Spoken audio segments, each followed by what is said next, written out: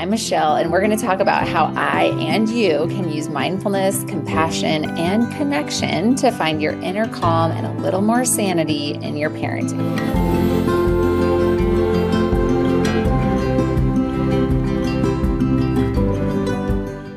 Locked in a cage of my own making, fear.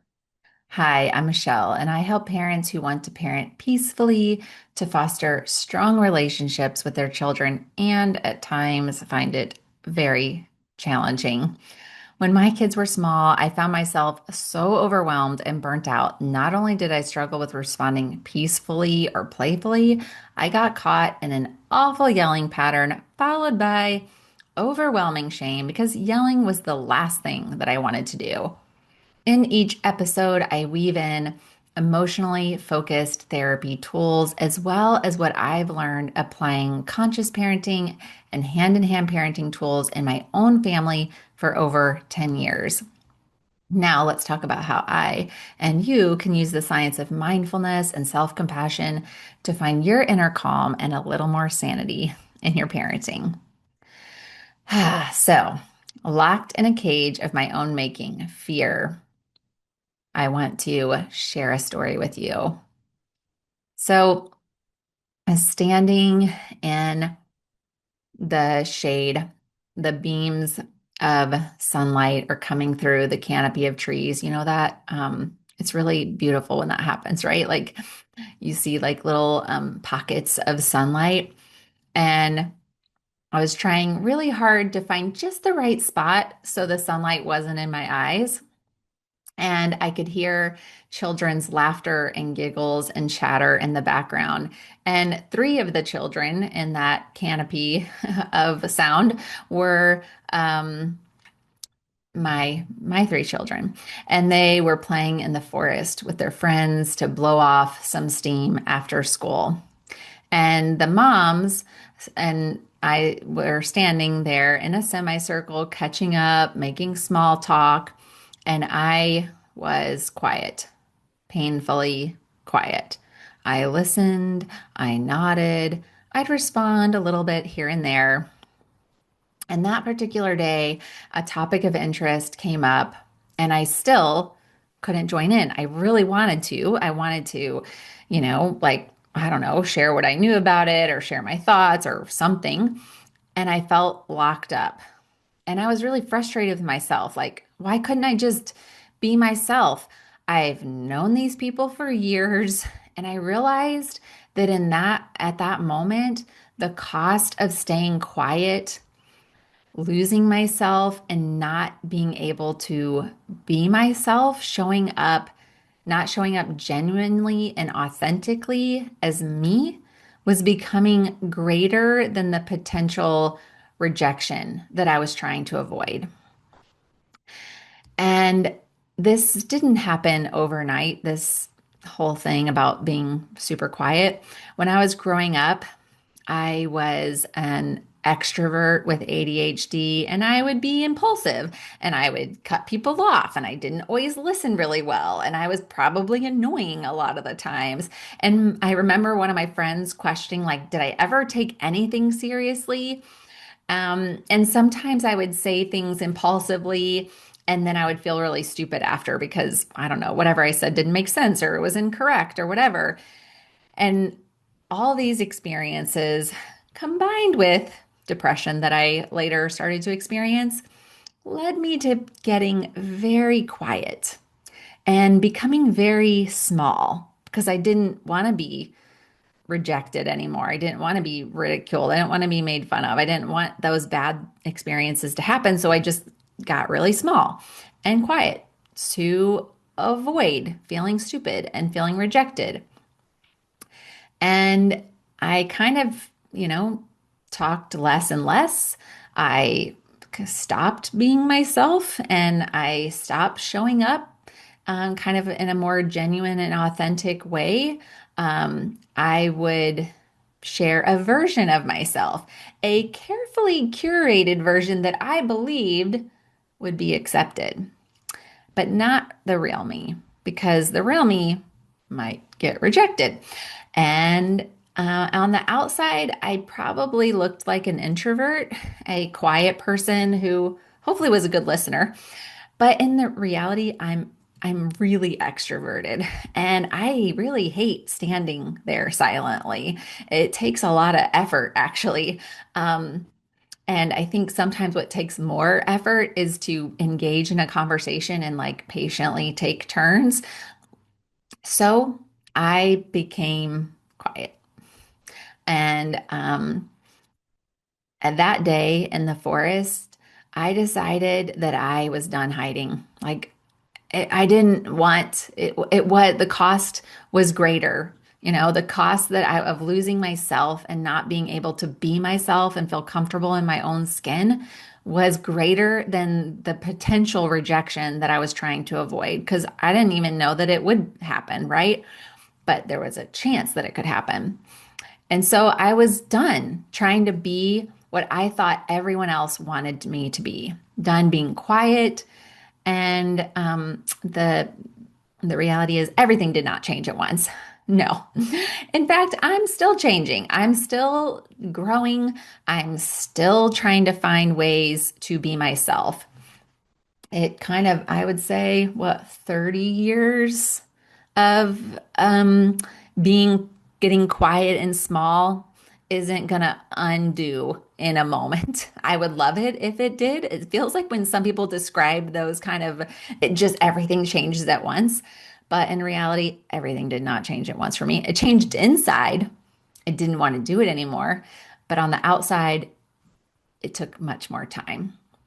So, some key takeaways that I would like you to get from this is that trying to gain acceptance. If you've ever, I mean, I think as human beings, there's been at some point in your life, excuse me, let me get a drink of water, that you probably experienced this at one time or another, that you're trying to gain acceptance or avoid losing someone's acceptance, that can come at a cost.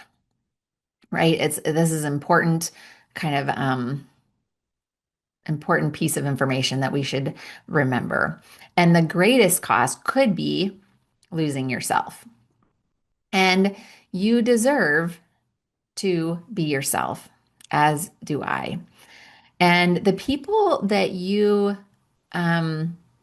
deserve you and deserve to get to be around you and spend time with you, um, they should be the people that accept you, flaws and all, right? That accept you for you. Those are the people that deserve you, not the people who would reject you or judge you.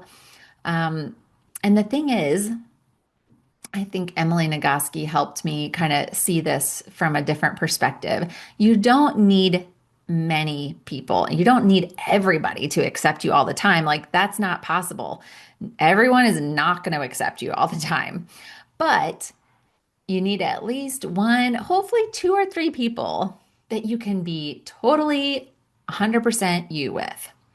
And those people, the people that you feel 100% accepted by, that you can be 100% yourself, that you can like let your guard down and just be you, foibles and mess ups and saying stupid things and being weird or whatever it is and all. Like they accept you for flaws and all. And those people's acceptance and love of you make it easier for you to show up fully and be more genuine in all those other groups that you're a part of to whatever degree you want to be, like fully show up and be yourself. Because if those other people reject you, it will still hurt, it still sucks, but you will have this acceptance of the people who matter the most. And that's the people's opinion that matters the most to you, right? So that acceptance can be your shield of resilience that can help make it a little bit easier for you to show up genuinely and authentically in other areas of your life. So I want you to kind of think about, or you might be asking, how does this apply to parenting? Well, when we don't feel safe to be ourselves, our kids can become an extension of that threat of rejection. We're like, oh my gosh, I don't want them to be dressed weird or act weird or like do like whatever things because we're afraid that they're going to cause that rejection in our social circle or that they might be rejected, right? So it keeps our fear of being rejected higher. And when we can be ourselves and we can accept ourselves, it's easier to accept our children with all of their idiosyncrasies and foibles and struggles, them as a whole. The more that we can accept ourselves, or just at least work towards accepting ourselves, the more that we can work towards accepting our children. And the thing that I think is really important about this, because you might be like, well, I don't accept myself. So great, I guess I'm screwed. No, you're not screwed because we can offer ourselves compassion for wherever we are in this journey. Like we maybe there are maybe there's many of us that won't ever fully and completely accept ourselves for whatever reason. And maybe we could do all the amazing mental health things that we could do, and we still don't always 100% feel that acceptance 100% of the time. Wherever you are on the spectrum of like, I hate myself completely, or I mostly accept myself, except this, that, and the other, wherever you are in that spectrum, you can offer yourself compassion for where you are. And you can offer yourself compassion for those feelings that come up of feeling unacceptable, for feeling like the fear of rejection, for feeling like I wish I could be more myself, or why didn't I say that? I wish I would have said that. Why didn't I have the courage to say that? Whatever it is, we can offer ourselves compassion for where we are. And I want to give you 3 actions that you can take towards helping you be more of yourself. So, one is just practice. Like it just takes practice of taking little risk and making a conscious effort to take a little risk to be a little bit more of yourself, to let your guard down, to let the facade down, to show up foibles, flaws, and all. And maybe it looks like you say something, like make a little comment about whatever's being said that you wouldn't have said in the past. You wouldn't have dared say anything. Maybe you share a little bit about yourself, something that feels comfortable to you, maybe just like at the edge of your comfort zone, that contributes to the conversation. And of course, start with the people that you trust, that you feel safest with, not people who you have heard gossip or judge other people. I wouldn't start with them. They're not safe people. Start with people that you feel safest with and take a little risk to be a little bit more you. Second, offer yourself compassion, like I mentioned before. When you notice that fear of rejection, and or you're struggling to be yourself, to find your voice, when you feel those feelings creeping in, you can use Kristen Neff's self-compassion break. So you might put your hand on your heart like I am right now. This is a moment of struggle. I'm struggling to be myself. It's normal to feel self-conscious, to be worried about what people think of me. Lots of people have these thoughts and feelings. This is normal. And may I be gentle with myself in this moment of struggle. So that is an actual antidote that you can use in those moments. Number 3, don't engage in cutting others down, gossip, or judgment. Try to be the person that you want to be in the world, that you want others, that you want to be. What am I trying to say here? If you want the world to be safer for you, make it a safer place for other people. So be that safe friend, be that safe colleague, be that safe sibling that you want to have in others. So try to avoid cutting others down, gossip, judgment. If the conversation goes there, try not to engage. Try to change the conversation, end the conversation. And if that's like a pattern that you've been stuck in for a long time, it might take time. That's okay. But slowly over time, you can practice stepping out of those conversations and engaging in that less and less. Number 4, don't go at it alone. Build a friendship or a relationship where you can be fully yourself. It may take time. It may even take years. So I love Brene Brown's marble jar analogy that if you just met someone, the marble jar is empty. There's no trust built up yet. You don't know if this person is safe or not. But if you have interactions with them and you kind of see who they are and how they show up in the world, slowly the marble jar gets filled up. And as the marble jar gets filled up, you can share more of yourself with that person, and hopefully they're sharing more of themselves with you. And however long it takes to build that kind of friendship, it'll be worth it, right? Even if it takes 10 years, in 10 years, you could have that kind of friendship and it could last for a lifetime. So it is worth it. And it's hard. I hear you. It's hard to start, but it is worth it. I found this, I was lucky enough to have those experiences first in Alateen. So I feel like I kind of got lucky that I had these experiences from a really young age of like there was this weird group of people that were talking about the things that you're not supposed to talk about and like talking about them really openly. And then everybody was accepting each other. Like that was a life-changing experience and one that I don't, that I'm sure that many people do not get to have, right? Alateen, if you don't know, is and Al-Anon are for the family members of alcoholics or drug addicts. So there's AA, Alcoholics Anonymous, and Alateen and Al-Anon are like for the family members. So those kind of groups do exist. They might be hard to find, but they're worth it if you can find them. Or just like I said, one other person. And number five, maybe it's a good therapist that you would like to connect with that can help you process some of your fears or past experiences that have led you to being quiet or having it be difficult to show up and be your real self. So, some of the ones that I'm more familiar with are emotionally focused individual therapy, EMDR therapist, internal family systems therapist. There might be other ones that are amazing too. Um, and trust your gut. If they don't feel like a good fit, move on because they might be great, but they just might not be a great fit for you.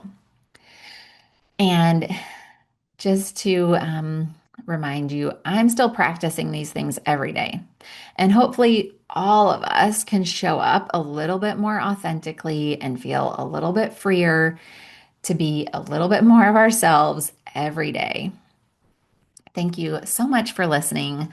The light in me sees the light in you. Be well. A reminder, this content is intended for educational purposes only and should not be used as a replacement for private psychotherapy services.